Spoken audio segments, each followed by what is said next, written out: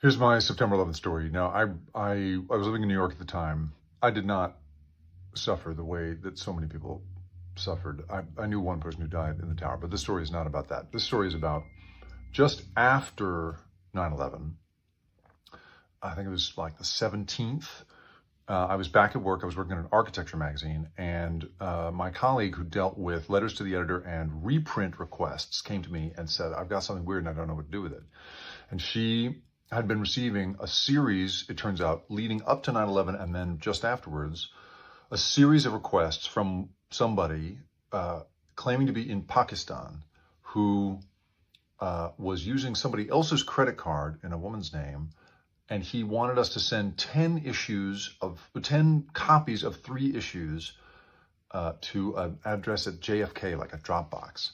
And when she showed me what they were, we realized we had to call the FBI. Now, Architecture Magazine, we published sort of rudimentary, but for, you and I, pretty detailed diagrams of buildings. That was part of the deal because it's a professional trade magazine for architects.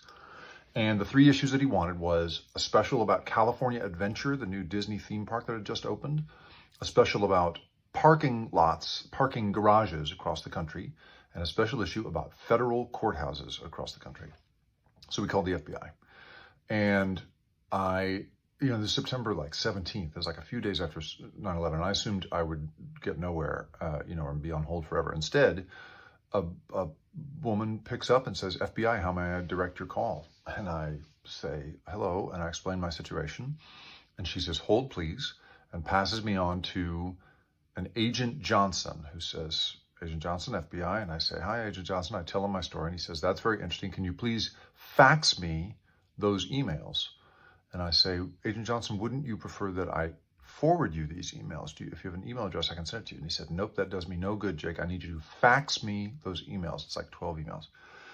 And I say, okay. And I take a fax number and I try to send them, and it's busy. At this point, everybody's sort of gone, is trickling out and has gone home. It takes me a couple hours, and I can't get through.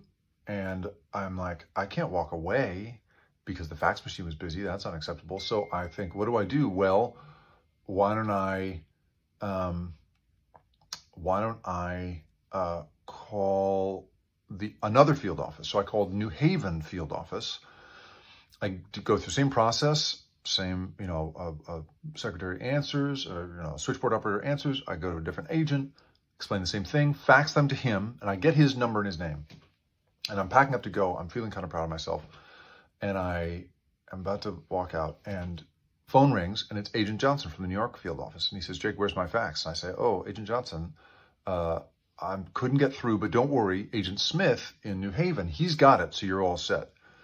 He said, no, Jake, that does me no good. I need you to fax me these emails. Here's 4 numbers. Try one of them.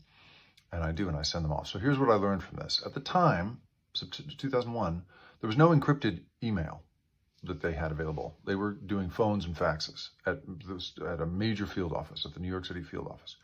2, they had no system for collecting. I mean, this is based on my experience of this. They had no way of sharing information, right? So him having, another agent having the same stuff didn't do this guy in New York any good. And 3, it just, if my experience, they must have been flooded with calls like that. So when people talk about like, how did we miss the signs and how was this possible? And I don't tell this story to in any way blame law enforcement for their, what they weren't able to do. What I'm saying is it's super hard to keep track of all of this stuff. And we were not equipped for that at that time. And I think we are, it's a much more sophisticated process now. But whenever we talk about, sort of the government's grand efforts to try to, law enforcement's grand efforts to try and keep tabs on things, I'm always haunted by that story and the experience of trying to get through right after September 11th. Oh, and as far as I know, nothing came of it.